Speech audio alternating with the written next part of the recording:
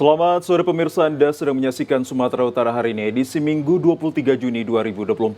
Bersama saya, Muhammad Azrul Nasution. Dan saya Udran dari Olinka. Sejumlah informasi menarik telah disiapkan oleh tim redaksi kami. Berikut berita selengkapnya.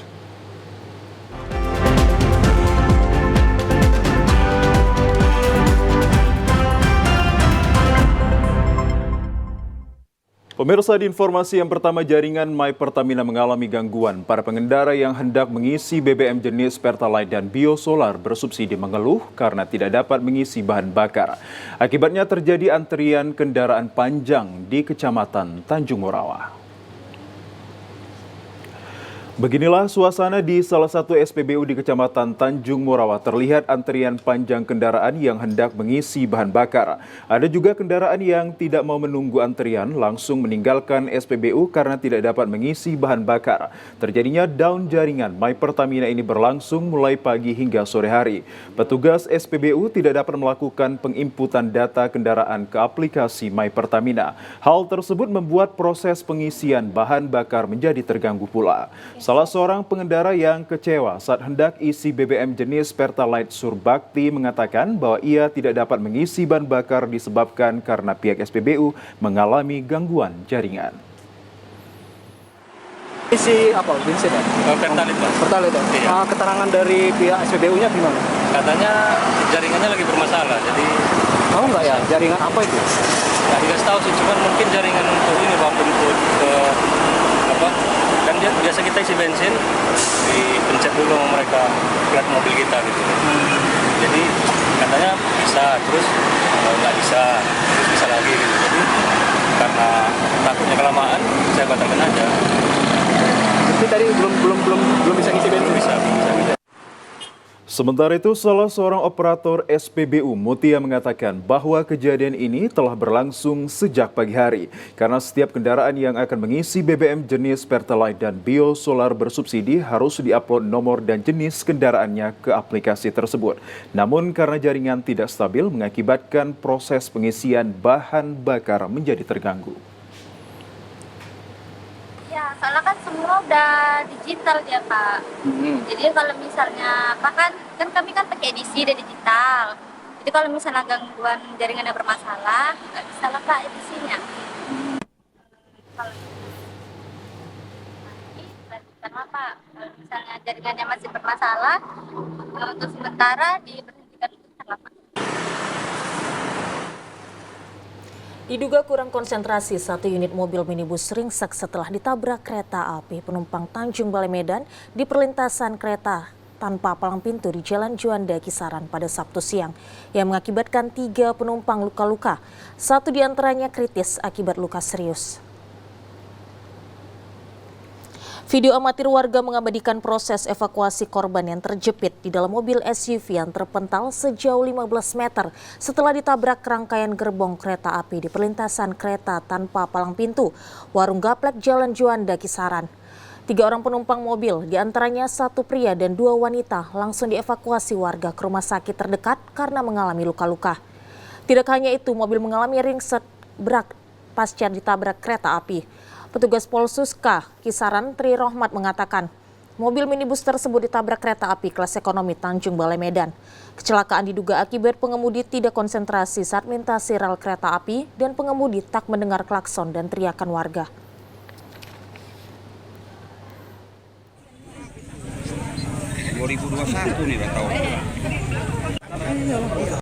Dari sebelah sana keluarga korban ini bawa mobilio dari sana temper gitu. Tapi dari arah Tanjung Balai, Pak. Dan korban pun informasi dari Tanjung Balai juga tadi. Korban jiwa ada 3 orang luka-luka, Pak. 2 wanita, 1 laki-laki, Pak. Informasi dari korban yang saya tanya, Pak, dia lagi bicara-bicara dan tidak melihat, Pak. Terhadap 3 korban, luka-luka ini mendapat perawatan serius di rumah sakit. Sedangkan kasus kecelakaan kini telah ditangani unit Gakum Satlantas Polres Asahan. Pemirsa, gempa bumi tektonik dengan magnitudo 3,9 mengguncang Kabupaten Samosir dini hari tadi. Gempa susulan terus terjadi sebanyak 52 kali dengan kekuatan 1,6 hingga 3,9. Petugas analisis gempa bumi melakukan monitoring kejadian dan parameter gempa bumi di kantor Balai BMKG Wilayah 1 Medan pada Minggu pagi. BMKG Wilayah 1 Medan mencatat sebanyak 52 kali gempa bumi tektonik terjadi di Kabupaten Samosir sejak Sabtu malam hingga Minggu dini hari.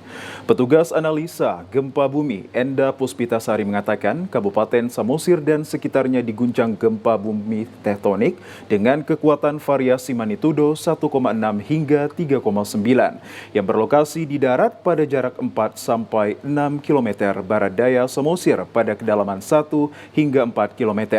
Gempa bumi yang terjadi merupakan jenis gempa dangkal akibat adanya aktivitas sesar besar Sumatera pada segmen Renun. Gempa dirasakan masyarakat di daerah Pangururan Samosir dan tidak berdampak pada kerusakan bangunan. Enda Puspitasari juga menjelaskan bahwa gempa tektonik yang dirasakan ada 4 kali, yakni satu gempa tektonik dengan magnitudo 3,9 dan 3 gempa lainnya dengan magnitudo 3,8. Ya, untuk gempa di Samosir mulai dari pukul 23.34 tadi malam sampai dengan pukul 9 hari ini sudah tercatat 52 kali kejadian gempa bumi dengan variasi magnitudo 1,6 hingga 3,9 paling besar. Kemudian sampai dengan saat ini pukul 10 sudah terjadi 4 kali kejadian gempa bumi yang dirasakan di daerah Samosir. Ya, untuk setahun ini baru kali ini kejadian gempa bumi yang aktivitasnya cukup padat ya di daerah Samosir. Sementara itu, Balai Besar BMKG Wilayah 1 Medan menghimbau kepada masyarakat agar tetap tenang dan tidak terpengaruh oleh isu yang tidak dapat dipertanggungjawabkan.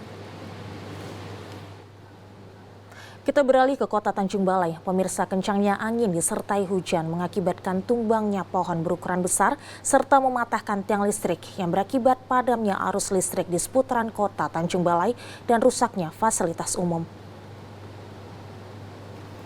Pohon tumbang ini melintang di jalan serta dahannya merusak pagar dan bangunan sekolah di Jalan Saidi Muli, Kelurahan Perwira, Kecamatan Tanjung Balai Selatan, Kota Tanjung Balai.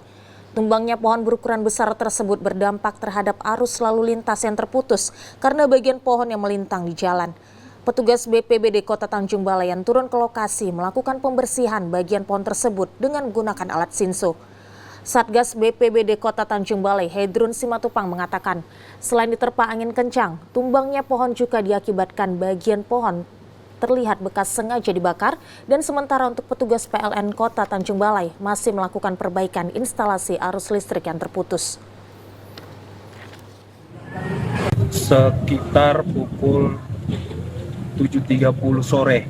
Jadi pohon ini tumbang karena memang dari beberapa bagian pohon ini juga sudah terkena disengaja dibakar dan tumbangnya pohon ini juga mengenai fasilitas umum terkhususnya bagian pagar sekolah ya, dan untuk biaya kerusakannya juga kami dari pihak BPBD Kota Tanjung Balai belum mengetahui secara rinci untuk biaya kerusakannya, dan untuk korban juga sampai saat ini kami belum menerima laporan bahwasanya ada korban akibat pohon tumbang tersebut.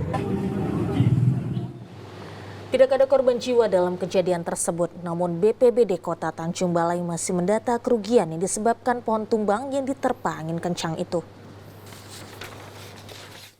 Sementara itu, pemirsa, pohon besar di Jalan Provinsi menuju Pantai Barat Mandailing Natal tumbang sehingga menutup akses jalan dan memicu kemacetan panjang.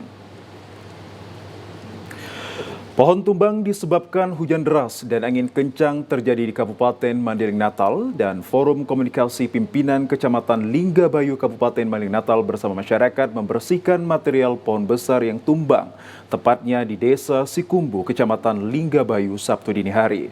Pembersihan dilakukan dengan alat seadanya menggunakan mesin singso untuk memotong ranting pohon tumbang agar kendaraan roda 2 bisa lewat secara bergantian. Akibat tumbangnya pohon besar tersebut, akses jalan dari Pantai Barat menuju Kota Panyabungan dan sebaliknya lumpuh total. Warga yang hendak melintas terpaksa memutar balik dan menunggu selesainya pembersihan material pohon tersebut.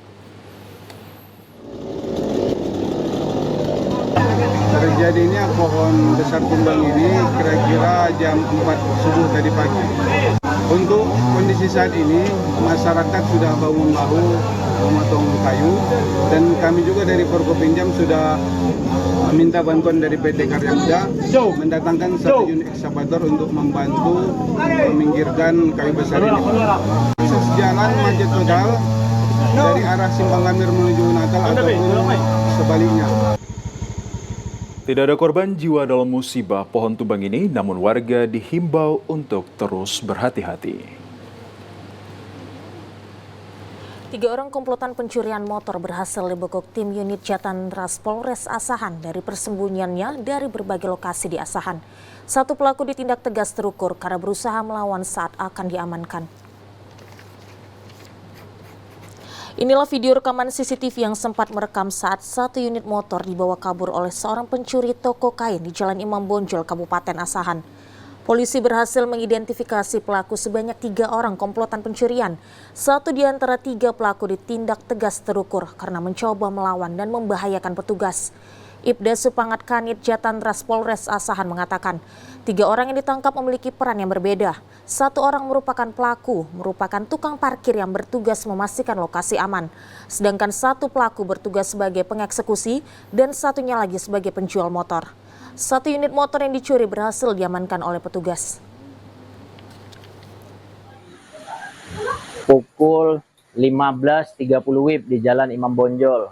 Jadi kami dari unit Jatantras melakukan penyelidikan dan berdasarkan petunjuk rekaman CCTV, kami berhasil mengidentifikasi pelaku.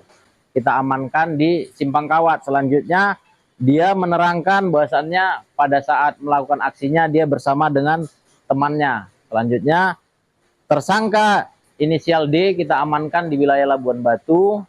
Selanjutnya, dari tersangka D menerangkan dia menjual atau bersama temannya ini dijual sepeda motor di Labuan Batu. Atas perbuatannya, ketiga pelaku langsung dibawa ke Mapolres Asahan guna pemeriksaan lebih lanjut. Pemirsa, kami ajak Anda ke informasi lainnya. Dituduh mencuri uang dan rokok. Seorang remaja di desa Tegal Sari Mandeling Natal dianiaya. Ironisnya, kaki remaja tersebut dijepit kursi dan dipaksa mengakui perbuatannya. Penganiayaan terhadap seorang anak di bawah umur berinisial FI berusia 15 tahun dilakukan beberapa orang di kantor Balai Desa Tegal Sari, Kecamatan Natal, Kabupaten Mandeling Natal. Kejadian ini berawal dari kasus pencurian yang diduga dilakukan FI di salah satu rumah warga. Atas perbuatannya, selanjutnya beberapa orang membawa FI ke kantor desa untuk dilakukan pemeriksaan. Di dalam video yang sempat viral tersebut, terlihat beberapa orang terus mendesak FI agar mengakui perbuatannya dengan cara memukul di bagian wajah dan menjambak rambut FI. Ironisnya, kaki FI dijepit menggunakan kursi dan kedua tangannya diikat menggunakan tali karena tak terima anaknya menjadi korban penganiayaan. Setelah melihat beberapa video viral penganiayaannya, Sumarni, ibu FI, didampingi Kasrudin mendatangi Polres Madinah untuk membuat laporan atas kasus tersebut. Kan gitunya itu. Penyiksanya awalnya yang pertama, kau, dipukullah kepalanya. Tangan kan gitu, kepalanya yang ada yang menyepak kan gitunya, ada yang seperti itu tadi lah. Itu yang disundut pakai api rokok ada lagi bang ya? Ada yang pakai api rokok. Mulutnya dibakar pakai api rokok? Nggak nyampe, cuman mulutnya itu yang berdarah atau bengkak tadi, itu di luar video.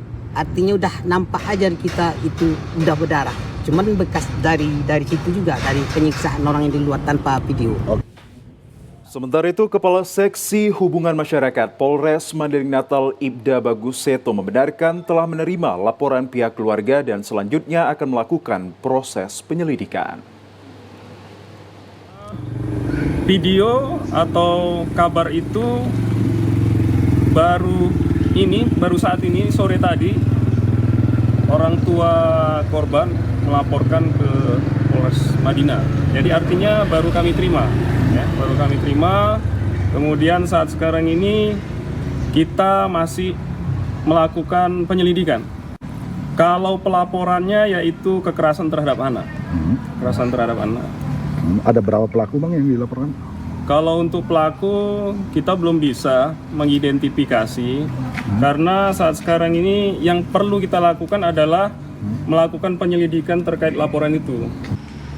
Sementara Kepala Desa Tegal Sari, Rizal Effendi menjelaskan bahwa pihaknya kerap mendapatkan laporan atas perlakuan FI yang kurang baik di tengah-tengah masyarakat dan telah membuat surat perdamaian antara pihak pelaku dan korban terkait adanya kasus pencurian yang dilakukan. Pemirsa, kami akan segera kembali dengan sejumlah informasi lainnya. Tetaplah bersama kami akan segera kembali untuk Anda.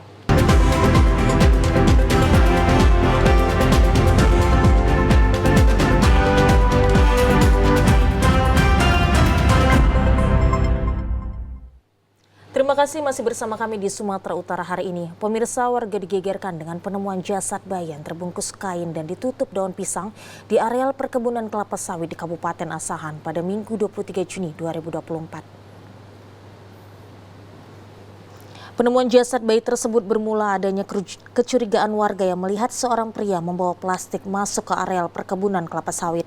Saat ditanya, pria tersebut mengaku hendak mencari cacing. Namun usai kepergian pria tersebut, warga melihat adanya gundukan tanah. Karena curiga, warga kemudian membongkar gundukan tanah tersebut dan menemukan sesosok jenazah bayi terbungkus kain batik berwarna merah yang ditutup oleh daun pisang. Kepala Lingkungan 5 Kelurahan Siumbut-Umbut, Kecamatan Kisaran Timur, Suyatno mengatakan, atas penemuan jasad bayi tersebut pihaknya melaporkan kejadian ke polisi. Warga berharap pelaku yang tega membuang bayi tersebut segera ditangkap dan dihukum sesuai hukum yang berlaku. Orang di sini habis itu pulang mana cacingnya nggak ada. Kita nggak ada itu apa kita ada tumbuhan dikorek ini tambah kain berapa sama kami kan ngakuin polisi boleh aja tambah kain aja kok tapi curiga itu kan boleh iya curiga boleh Pak tengok nanti kalau jauh lapor bang bisa nanti mas ya karena rupanya buka kain ini orang.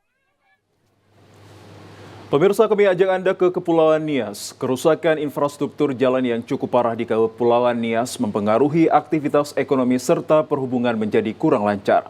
Sementara pemerintah Provinsi Sumatera Utara dikabarkan akan melanjutkan pembangunan yang telah putus kontrak pada tahun ini. Kerusakan sejumlah ruas jalan Provinsi Sumatera Utara di Kepulauan Nias yang terjadi telah lama ini membuat usaha perekonomian sektor perkebunan dan pertanian menjadi terganggu. Distribusi berbagai logistik dan komoditi antar daerah yang ada saat ini masih terhambat karena akses sarana jalan semakin parah. Kondisi infrastruktur ruas jalan ditemukan dengan kondisi material lapisan penetrasi aspal yang mengelupas hingga membentuk lubang serta membentuk garis patahan pengaruh dari tonase berat kendaraan yang melebihi muatan. Kondisi jalan kerap dikeluhkan dan warga agar berharap adanya perbaikan dari instansi. Namun pada tahun 2023 dan tahun 2024 melalui program Multi-Years, pemerintah Provinsi Sumatera Utara telah menggelontorkan anggaran sebesar 276 miliar rupiah lebih untuk membangun infrastruktur di Kepulauan Nias termasuk jalan dan jembatan. Namun demikian, perusahaan Waskita sebagai penyedia jasa mengalami masalah sehingga proyek ini putus kontrak di pertengahan tahun 2024.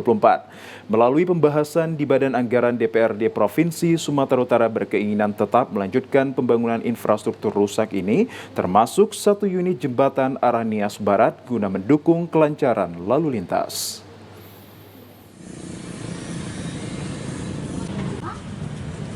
Itu diputus kontrak itu bukan dalam arti tidak dilanjutkan itu pembangunan, tetap dilanjutkan, hanya metode pembangunannya tidak lagi melalui multi-years. Pemprov Sum mengusahakan tahun ini melanjutkan itu. Ada 2 ruas jalan ya, satu di Nias Utara itu dan di Kota Gunung Stoli juga ada, dan jembatan Danenoyo itu Pak Gubernur menjamin, Pak PJ Gubernur itu akan dilanjutkan. Sementara itu, perhatian pemerintah Provinsi Sumatera Utara untuk daerah Kepulauan Nias yang masih menyandang status daerah tertinggal diharapkan daerah paling barat di Sumatera Utara ini segera tumbuh dan menjadi berkembang sejajar daerah lainnya di Indonesia.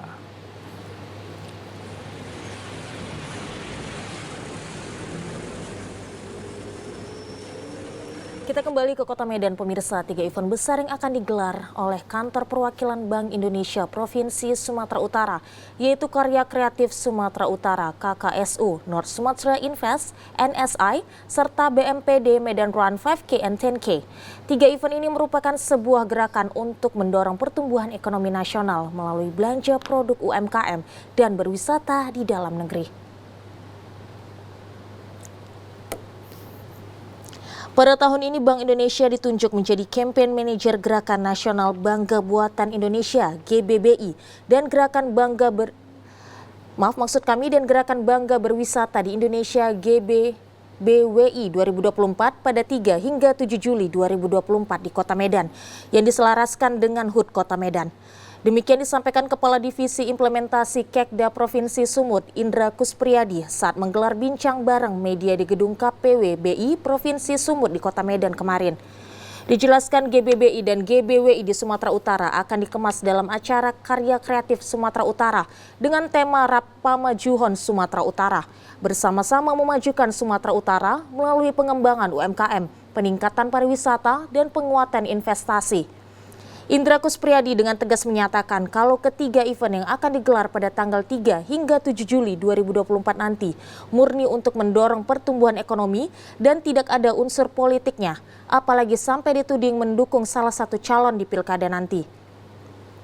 Rangkaian KKSU diharapkan dapat menseleksi pencapaian target Gernas BBI-BBWI, yakni peningkatan jumlah UMKM onboarding dengan target 30 juta UMKM pada 2024. Peningkatan transaksi penjualan UMKM dengan transaksi 50 miliar per daerah, aksi afirmasi belanja dengan target 95% belanja pemerintah untuk produk dalam negeri, dan bangga berwisata di Indonesia dengan target 1,5 miliar perjalanan untuk wisatawan Nusantara dan 14,3 juta perjalanan untuk wisatawan mancanegara sepanjang 2024.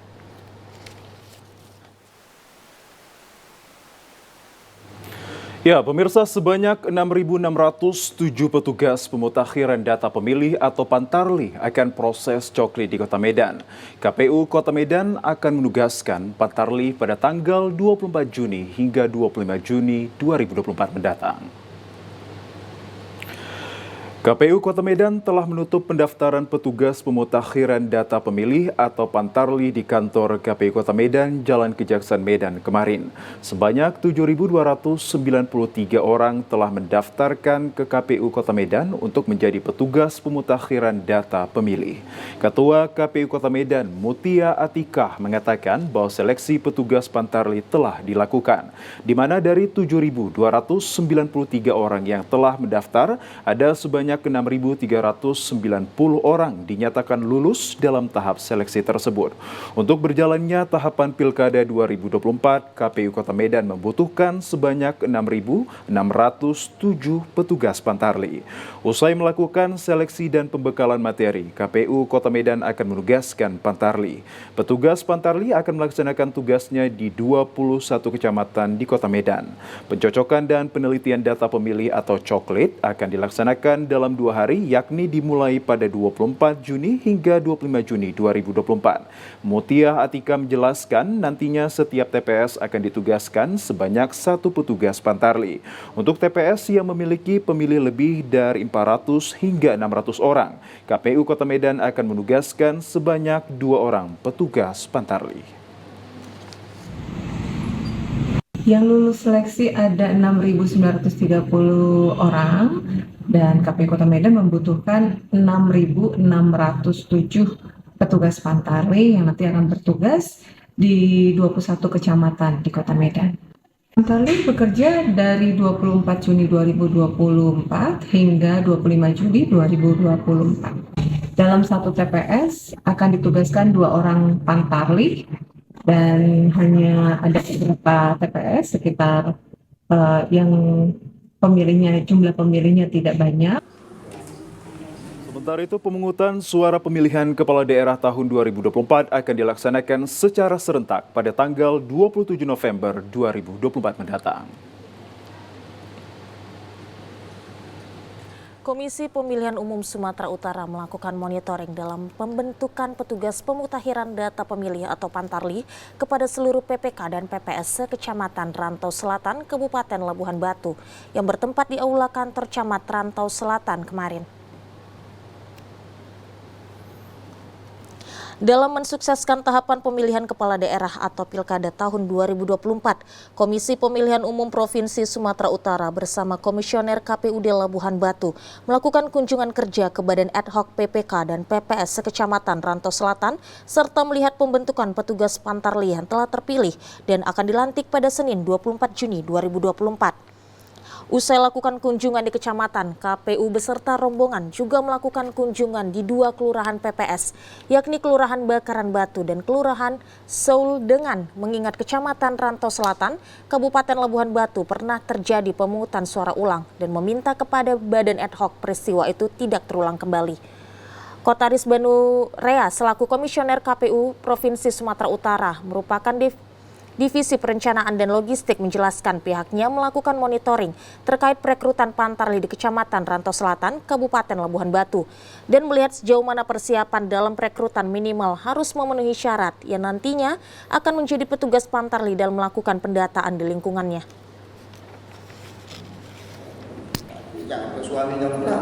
Sejauh mana sudah dan harus kita pastikan dan mengingatkan kepada teman-teman supaya yang memenuhi syarat lah, dan kita sampaikan sama teman-teman itu supaya memilih Pantarli itu yang betul-betul warga di situ dan mengetahui wilayah TPS itu nanti. Dan kemudian karena ya Pantarli ini kan nanti jadi cikal bakal menjadi anggota KPPS itu nantinya, dan harus mereka kenal siapa yang datang nanti. Pemirsa, beragam informasi menarik dan aktual lainnya akan hadir usai jeda pariwara berikut ini. Tetaplah bersama kami di Sumatera Utara.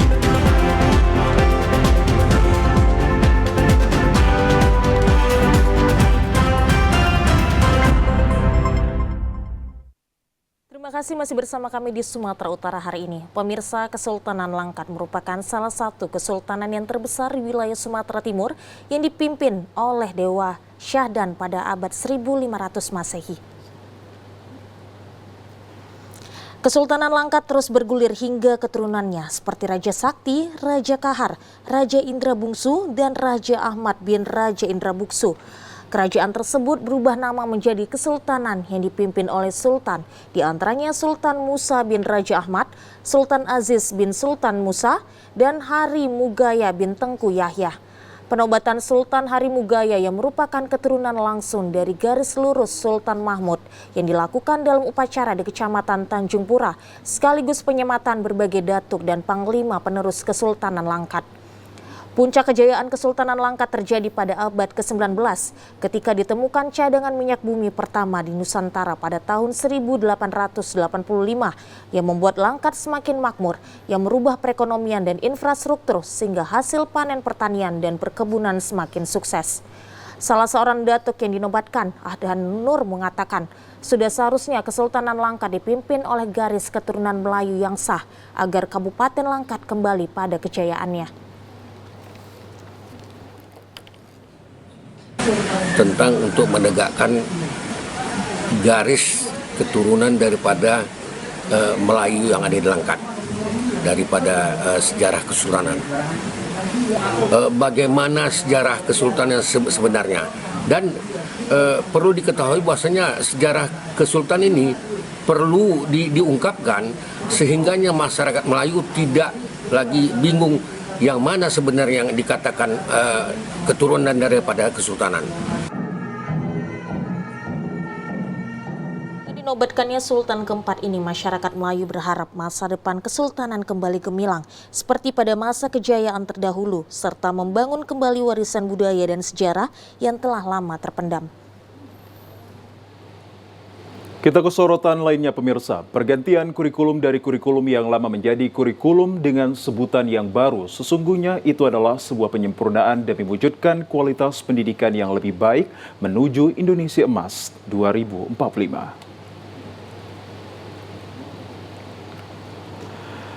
Penyempurnaan kurikulum yang dipakai satuan pendidikan substansi materi pelajaran dan kesesuaian dengan perkembangan siswa, apalagi penyempurnaan yang dilakukan sudah melalui berbagai pertimbangan. Adapun berbagai aspek yang digunakan dalam penyempurnaan kurikulum tersebut adalah tujuan materi pembelajaran, evaluasi, dan sarana prasarana termasuk buku. Penyempurnaan kurikulum biasanya berlandaskan unsur filosofis, psikologi, sosiologi, budaya, perkembangan ilmu pengetahuan, dan teknologi.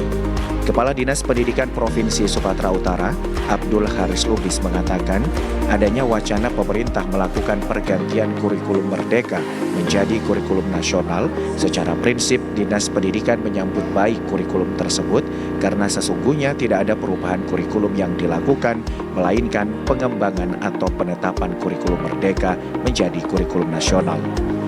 Penetapan kurikulum nasional yang dilakukan pemerintah dianggap sangat relevan dengan perkembangan zaman. Melalui kurikulum yang ditetapkan pemerintah diyakini dapat memberi kemerdekaan bagi siswa dalam belajar. Selain itu, menuntut siswa untuk beriman, berakhlak mulia, serta berkarakter Pancasila dalam menghadapi Indonesia Emas 2045 mendatang. Pada prinsipnya, kita, Dinas Pendidikan Provinsi Sumatera Utara, menyambut baik penetapan kurikulum nasional sesuai dengan Permendikbud nomor 12 tahun 2024. Kurikulum nasional ini lebih sederhana, lebih mendalam, serta lebih relevan dan interaktif. Kurikulum ini juga mengutamakan kegiatan proyek untuk memberikan kesempatan lebih luas bagi peserta didik. Dengan demikian, kita yakin pendidikan kita mampu membangun manusia merdeka, beriman, bertakwa kepada Tuhan Yang Maha Esa, dan berakhlak mulia, serta berkarakter Pancasila. Pengamat Pendidikan Universitas Negeri Medan, Profesor Eron Litno Damanik menyampaikan, meski terdapat wacana pergantian kurikulum merdeka menjadi kurikulum nasional, hal itu tentunya tidaklah menganulir kurikulum yang digunakan sebelumnya, melainkan menyempurnakan kurikulum yang lama dalam peningkatan literasi bagi satuan pendidikan terutama para peserta didik.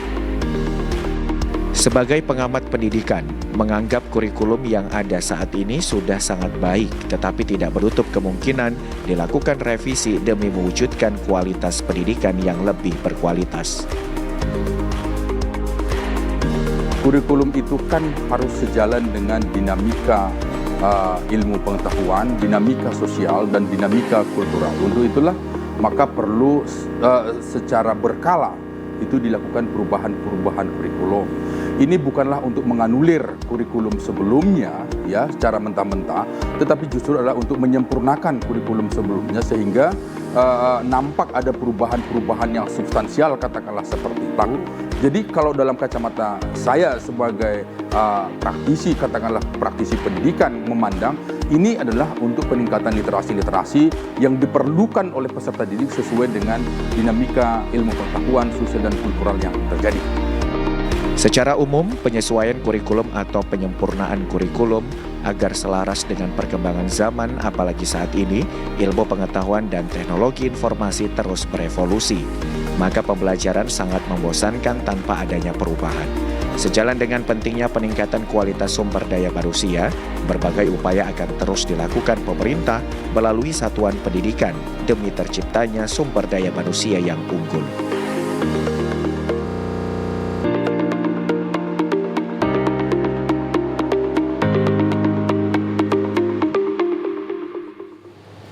Meski letak lokasi sekolah jauh dari perkotaan tidak menjadi penghalang para siswa di SMA Negeri 1 Sipispis untuk mengukir prestasi di tingkat provinsi dan nasional dalam bidang olahraga karate dan arung jeram.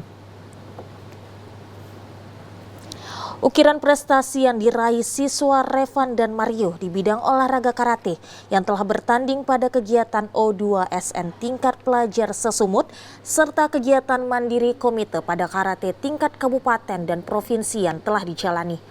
Hal tersebut tentu didukung pihak sekolah dan orang tua yang berusaha menggali prestasi di sekolah maupun luar sekolah. Salah satu atlet arung jeram, Mozari Fabianka, telah berkompetisi di tingkat nasional di Jawa Timur dan Lampung yang masuk peringkat ketiga dalam kategori arung jeram downriver race, head to head, serta print. Dalam waktu dekat ini akan mengikuti PON ke-21 di bulan September 2024 mendatang, yang dimana tentunya ukiran prestasi tersebut tidaklah mudah untuk dicapai. Kedisiplinan diri serta rasa mau belajar agar berhasil di bidang olahraga masing-masing. Set komite di bulan 8. Apa itu? Seperti apa? Komite U2SN antar pelajar SMA, SMP, dan SD. Tingkat provinsi. Harapannya? Harapannya saya dapat juara 1 dan bisa gigit medali. Downriver, head to head, itu di sprint. Itu Pak. Prestasi juaranya juara berapa? Di juara 3. Juara 3. Nah, untuk akan datang ini apa kejuaraan yang diikuti?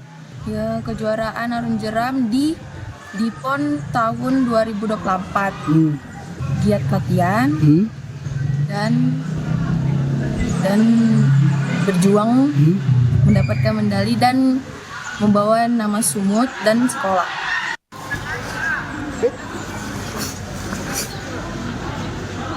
Namun semangat untuk mengukir prestasi hingga ke ibu kota tidak jadi penghalang dan mampu bersaing.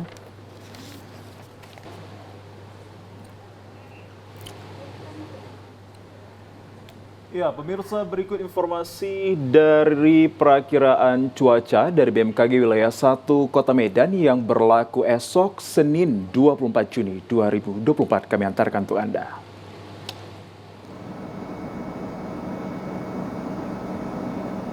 Halo Sobat BMKG, senang sekali saya Putri Diana Perakirawan Cuaca BMKG Wilayah 1 Medan akan menyampaikan informasi cuaca dan hotspot wilayah Sumatera Utara Senin 24 Juni 2024. Pada pagi hari cuaca diperkirakan cerah berawan, sedangkan untuk siang hingga sore hari berpotensi hujan ringan hingga sedang di sebagian besar wilayah Sumatera Utara, di mana potensi hujan sedang dapat terjadi di wilayah Langkat, Binjai, Medan, Karo, Deli Serdang, dan sekitarnya. Untuk malam hari berpotensi hujan ringan di sebagian besar wilayah Sumatera Utara, di mana potensi hujan ringan dapat terjadi di wilayah Langkat, Medan, Karo, Dairi, Deli Serdang, Tapanuli Tengah, Mandailing Natal, Padang Sidempuan, Padang Lawas Utara, Labuhan Batu Selatan, dan sekitarnya. Serta untuk dini hari diperkirakan berawan untuk wilayah Sumatera Utara. Suhu udara berkisar 17 hingga 33 derajat Celcius, dengan kelembapan udara berkisar 60 hingga 98%. Angin bertiup dari arah tenggara hingga barat daya dengan kecepatan 10 hingga 30 km per jam. Titik panas atau hotspot di wilayah Sumatera Utara pada pantauan tanggal 22 Juni 2024 tidak ada. Kami terus mengimbau kepada seluruh masyarakat untuk tetap waspada akan terjadinya hujan dengan intensitas sedang hingga lebat yang dapat disertai petir dan angin kencang di wilayah Rayong Timur dan pegunungan Sumatera Utara yang dapat menyebabkan bencana hidrometeorologis seperti banjir dan tanah longsor. Demikian informasi yang dapat kami sampaikan, semoga bermanfaat. Terima kasih dan sampai jumpa. Ya, pemirsa, informasi dari BMKG tadi sekaligus menutup perjumpaan kita dalam program Sumatera Utara hari ini. Kami ucapkan terima kasih atas kebersamaan dan juga perhatian Anda. Saya Muhammad Azrul Nasution. Dan saya Udranda Rolin. Kami ucapkan terima kasih atas perhatian Anda. TVRI, Media Pemersatu Bangsa. Sampai jumpa.